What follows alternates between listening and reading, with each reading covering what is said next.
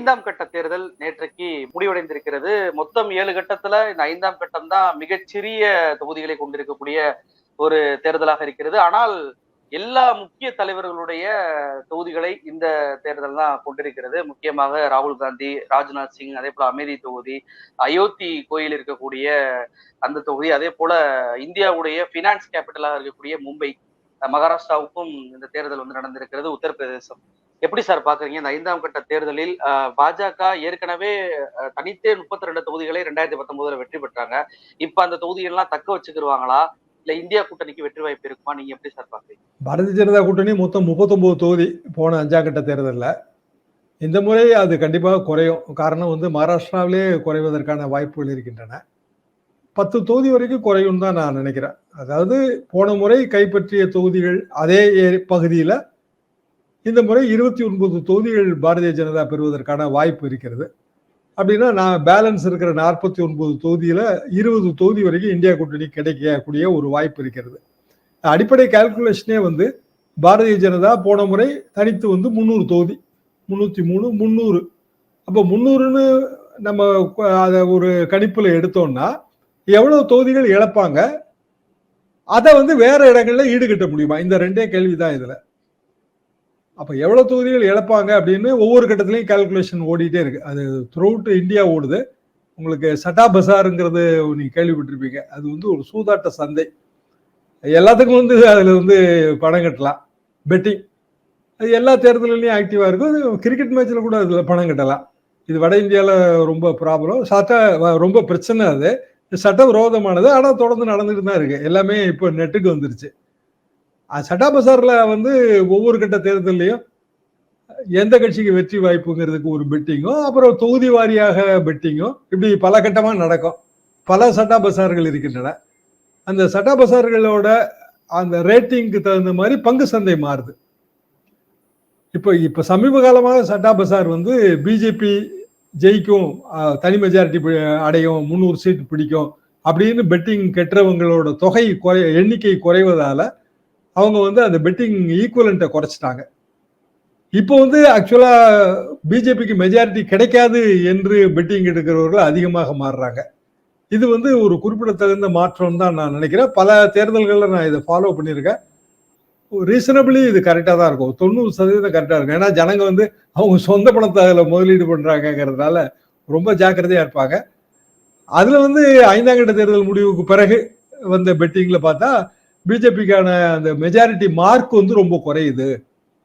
230, 240 தான் வருவாங்க என்பது அவர்கள் கணிப்பா இருக்கு. இதே சட்டா பசார்ல ஆரம்பத்துல பிஜேபி தனியாகவே 370 சீட் பிடிச்சிருங்கிறதுக்கெல்லாம் பெட்டிங் ஓடிட்டு இருந்துச்சு. அது அப்படியே படிப்படியா குறைஞ்சு 300 ஆகி 207 சிம்பிள் மெஜாரிட்டி ஆகி 272, 280 ஆகி இப்ப 240ங்கிற ரேஞ்சுக்கு வந்திருக்கு. இன்னும் 6ஆம் கட்டம் 7ஆம் கட்டம் முடியும் போது அது என்ன நிலைமைக்கு உள்ளாகும் நமக்கு தெரியல.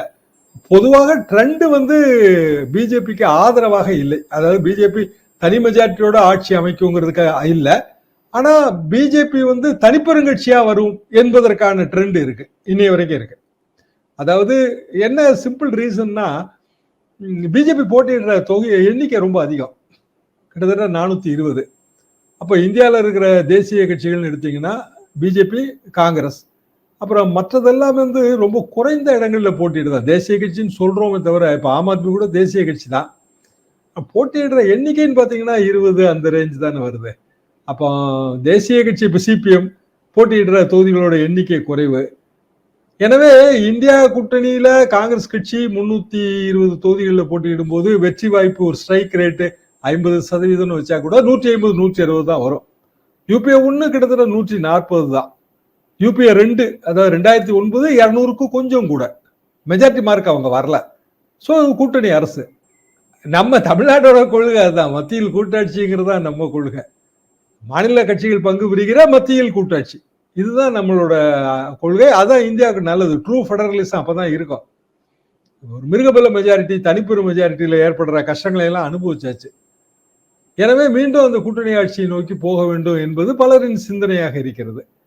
அப்படி இருக்கும்போது பாரதிய ஜனதாவுக்கு அவங்க 420 இடங்களில் போட்டியிடும் போது இதே 50% ஸ்ட்ரைக் ரேட் எடுத்தாங்கன்னா through out nation, through out India, சராசரியாக வெற்றி விகிதாச்சாரம் பாரதிய ஜனதாவுக்கும் காங்கிரஸுக்கும் 50% எடுத்தீங்கன்னா காங்கிரஸ் கட்சி வந்து 160 தான் ஜெயிக்க முடியும், பாரதிய ஜனதா அதே நேரத்தில் 210க்கு மேல ஜெயிக்க முடியும்.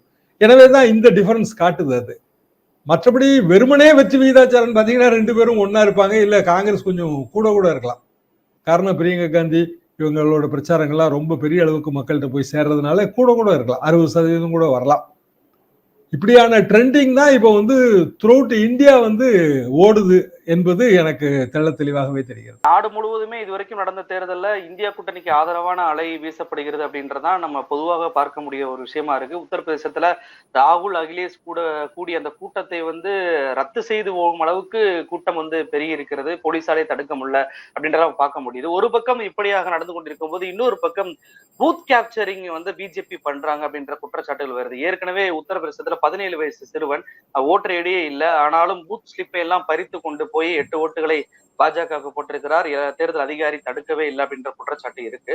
நேற்றைக்கு ரேபரேலி தொகுதியில காலையில் 8 மணி ஆகியுமே சில பூத்துகள் திறக்கப்படவே இல்லை அப்படின்றது. இன்னொரு பக்கம் ராகுல் காந்தி ஒரு குற்றச்சாட்டை வச்சிருக்கிறாரு, பூத்துக்கே நேரடியாக அவர் சென்றிருக்கிறார், மக்களை வந்து ஓட்டு போட விடாமல் மிரட்டுகிறார்கள் பாஜகவினர் அப்படின்ற குற்றச்சாட்டை வச்சிருக்கிறார். எப்படி சார் பாக்குறீங்க? தேர்தல் முறைகேடுகள் அதிகமாக இந்த தேர்தல் நடக்குது, மக்களுடைய பூத் ஸ்லிப்பை வாங்கிட்டு போய் பிஜேபியினர் ஓட்டு போடுறாங்க அப்படின்ற குற்றச்சாட்டுகள்லாம் நீங்க எப்படி பாக்குறீங்க? பொதுவா அந்த மாதிரி குற்றச்சாட்டுகளை பெருசா எடுத்துக்கிறது இல்லைங்க. என்ன காரணம்னா, ஒரு பாராளுமன்ற தொகுதின்னு எடுத்தீங்கன்னா பூத்தோட எண்ணிக்கை பெரிய தொகுதியா இருந்தா 10,000 வரும், சராசரியா 8,000 வரும். அங்குன்றும் இங்குன்றுமாக சில சம்பவங்கள் நடக்கலாம். ஏன்னா கிராமத்துல இருக்கிற பூத்துல இயல்பாக அந்த கிராமத்தோட ஒரு தலைக்கட்டோ அல்லது வந்து ஒரு பெரிய ஸ்ட்ராங் மேனோ இருந்தா அப்படியான சம்பவங்கள் நடக்கலாம். பெரிய அளவுக்கு அது பாதிக்காது என்பதுதான் என் கருத்து. ஆனா அது வந்து ஒரு ஊடக செய்தி, அது பரபரப்பான செய்தியாகத்தான் மாறும். அதே போல இந்த ஒரு சிறுவன், அதுல பலதரப்பட்ட கருத்துக்கள் இருக்கு. அங்க இருக்கிற செய்தித்தாள்கள் எல்லாம் படிச்சு பார்த்தோம்னா அது மார்க் போலுங்க, அந்த மாதிரி ஓட்டுப்பதிவு நடக்கும்போது ஓட்டு போட்டது எப்படி 8 ஓட்டு பட்டனை பிரஸ் பண்ண முடியும், ஒரு தடவை பிரஸ் பண்ணா தான் கண்ட்ரோல் யூனிட் லாக் ஆயிருமே, அதுக்கு பிறகு எப்படி பிரஸ் பண்ண முடியும். அதே போல அந்த வரிசையா ஸ்டெப்ஸ் இருக்கு இல்லையா, ஒரு பூத்துக்குள்ள நம்ம என்ட்ரி ஆகிறோம், அப்புறம் நம்ம அடையாளங்களை எல்லாம் சரி பார்த்து கடைசியில் அடையாளமை வைத்து அதுக்கு பிறகு கையெழுத்து வாங்கி உள்ள அனுப்புறாங்க. அந்த ஸ்டெப்பெல்லாம் தாண்ட முடியாது, ரொம்ப இம்பாசிபிள். எனவே அது இதுல என்ன தவறு நடக்குன்னா, எப்படி வீடியோ எடுக்க அலோவ் பண்ணாங்க, இந்த மாதிரி தவறுகள் இருக்கு. தேர்தல் ஆணையம் உடனே ரெஸ்பாண்ட் பண்ண மாட்டேங்குது, இது ஒரு பெரிய பிரச்சனை. மகாராஷ்டிரால சொக்கலிங்கம்னு அவர் தான் நம்ம சாகு மாதிரி தலைமை தேர்தல் அதிகாரி, அவர் நேற்று வந்து ஒரு வெளிப்படையான ஒரு அறிக்கையை வெளியிட்டிருந்தார். சொக்கலிங்கம் பேரை கேட்டோம்னா தமிழகத்தை சேர்ந்த ஐஏஎஸ் அதிகாரின்னு நான் நினைச்சேன், எனக்கு உண்மை தெரியாது. அவர் வந்து வெளிப்படையா என்ன சொல்றாருன்னா, சிஸ்டத்துல சில பிரச்சனைகள் இருக்குங்க. உதாரணமா நம்ம வந்து ஓட்டுப்பதிவு நேரம் 6 மணிக்கு முடியுது அப்படின்னா அதுக்கு பிறகும் வாக்களிப்பதற்காக வந்து காத்திருந்தா நம்ம அலோவ் பண்றோம், டோக்கன் வாங்கிட்டு டோக்கன் கொடுத்துட்டு. அப்ப ஒரு சாதாரணமா ஒரு பூத்துக்கு அப்படி ஒரு 25 ஓட்டு வந்து அந்த மாதிரி பதிவாச்சு அப்படின்னா அது நமக்கு கணக்குல பிரதிபலிக்கிறதுக்கே 1 நாள் 2 நாள் ஆகுது. கடைசி நேரம் 7 மணி நிலவரம் என்று ஒன்று சொல்றோம், ஆனா அதுக்கு பிறகு ஓட்டு போடுறாங்க, 10 ஓட்டு விழுது. அப்போ சராசரியா ஒரு 8,000 பூத்துனா ஒரு 3 ஓட்டுன்னு கணக்கு பார்த்தீங்கன்னா கூட அது 24,000 வந்துருது. 1 கோடி ஓட்டு வந்து டிஃபரன்ஸ்னு நம்ம ஒரு கணக்கு சொல்றோம், சராசரியா அது வந்து 20,000 ஓட்டு வருது. இந்த 20,000 ஓட்டு வர்றதுக்கு வழி இருக்குன்றாரு அவரு. ஆனா அதெல்லாம் வந்து எந்த வகையிலையும் தேர்தல் அவுட்கம்மை பாதிக்காது. சிம்பிள் கணக்கா அவர் சொல்றது இதுதான். 10,000 பூத் இருக்குங்க, அதுல ஒரு 2,000 பூத்துல, அதாவது 20% பூத்துல குறிப்பிட்ட நேரத்தை தாண்டி 20 பேர் ஓட்டு போடுறதா வச்சுக்கோ, அதுவே வந்து நிறைய வந்துருது அப்படிங்கிறது. அதாவது 2,000 பூத்துல 20 பேர் ஓட்டு போட்டாலே 40,000 வந்துடும். 40,000 ஓட்டு நம்மளோட ஆக்சுவல் கணக்குல ரிஃப்ளெக்ட் ஆகுது மறுநாள், இல்லைன்னா அதுக்கு அடுத்த நாள். இதுல நம்ம தப்பு பண்ண முடியாது. என்ன காரணம்னா, அந்த ஃபார்ம் 17 நம்ம வந்து எல்லா போலிங் ஏஜென்ட்டுக்கும் கொடுத்துட்றோம். ஒவ்வொரு பூத்தையும் இருக்கிற வெவ்வேறு கட்சிகளோட போலிங் ஏஜென்ட் கையில ஃபார்ம் வந்துருது. திருத்தம் செய்யும் போதும் திருத்தப்பட்ட ஃபார்மும் கொடுத்துட்றோம். ஓட்டுப்பதிவு எந்திரத்தை சீல் உடைச்சு என்ற நாள் அப்போ இந்த ஃபார்மும் அதுவும் மேட்ச் ஆகாட்டா எண்ணவே முடியாது. எனவே அங்கொன்றும் இங்கொன்றுமாக சில தவறுகள் நடக்க, அதை களையணும். இந்த ஓட்டுப்பதிவு பெர்சன்டேஜை கொடுக்கறதுக்கான விதிமுறைகளை தெளிவாக்கணும் அப்படின்னு ரொம்ப ஒரு பெரிய அறிக்கை. அது எனக்கு என்னமோ அது வந்து ரொம்ப சரின்னு என் மனதில் பட்டது. என்ன காரணம்னா, இது நம்ம பிராக்டிக்கலா நம்மளும் இதை பார்க்கிற விஷயம்தான். தமிழ்நாட்டிலேயே ஓட்டுப்பதிவு சதவீதத்துல பெரிய கோளாறு இருந்துச்சு. அவங்க முதல்ல வெளியிட்டதுக்கும் பின்னாடி வெளியிட்டதுக்கும் சம்மந்தமே இல்லை. என்ன காரணம்? இப்போ உதாரணமா தூத்துக்குடி கிட்டத்தட்ட 59% தான் முதல்ல காட்டினாங்க, 60%. கடைசியில் பார்த்தா அது 67%, 66%. 5% 6% ஃபைனல் ஃபிகர் வேரி ஆகுது. அப்போ வாக்காளர்களுக்கு ஒரு சந்தேகம் வருது, என்னையா இது ஃபைனல் ஃபிகர் வேரி ஆகுது, ஏதோ தில்லுமுள்ளு பண்ணிட்டாங்கன்னு. ஆனா ஒரு 10 லட்சம் வாக்கு உள்ள ஒரு தொகுதியில ஒரு 60%, 6 லட்சம் வாக்கு பதிவாகுது அப்படின்னா, இந்த 6 லட்சம் வாக்கும் சராசரியா ஒரு 10,000 பூத்துல இருந்து வருது. 10,000 பூத்துல ஒரு 2,000 பூத்து 1,500 பூத்துல வாக்காளர்கள் ஒரு 25 பேர் வாக்குப்பதிவு நேரத்துக்கு பின்னாடியும் டோக்கன் வாங்கி அவங்க போடும்போது இந்த கணக்குல ஒரு கோளாறு வருது. அது சாதாரணமாவே அது இந்த 6% வரும். 1-6% அவர் திரு சொக்கலிங்க சொல்றாரு. சராசரியா 1-6% இந்த டிஃபரன்ஸ் வருது. இதுக்கு நம்ம வேற வழிகள் கண்டுபிடிக்கணும். இதை குயிக்கா எப்படி பண்ணலாங்கிறதுக்கு வழிகள் கண்டுபிடிக்கணும். இந்த சிஸ்டத்தை நம்ம ஸ்கிராப் பண்ண முடியாது. ஏன்னா அவன் கியூல நின்றுறான். ஓட்டு பதிவு அவனால குறிப்பிட்ட நேரத்துக்குள்ள பண்ண முடியாம போனது அப்படிங்கிறது வாக்காளரோட தவறு கிடையாது. எனவே நம்ம டோக்கன் கொடுத்து அதை அலோவ் பண்றோம் அப்படின்னு ஒரு சரியான விளக்கம் மாதிரி தான் எனக்கு தோணுச்சு. சதவீதங்கள் முன்ன பின்ன ஆனாலுமே உச்சநீதிமன்றமும் சரி, பொதுமக்களும் மீடியாக்கள் எல்லாருமே என்ன கேக்குறாங்கன்னா, ஓட்டு போட்டவருடைய எண்ணிக்கையும் சேர்த்து வெளியிடுங்க அப்படின்னு. அது கரெக்டுங்க. அது உச்சநீதிமன்றம் இப்போ அலோவ் பண்ண போகுது. சரி, இதுல ஃபார்ம் 17 நீங்க எடுத்து பாத்தீங்கன்னா அதுல டோட்டல் வாக்கு எவ்வளவு பதிவாச்சுங்கிறது தெளிவா இருக்கு.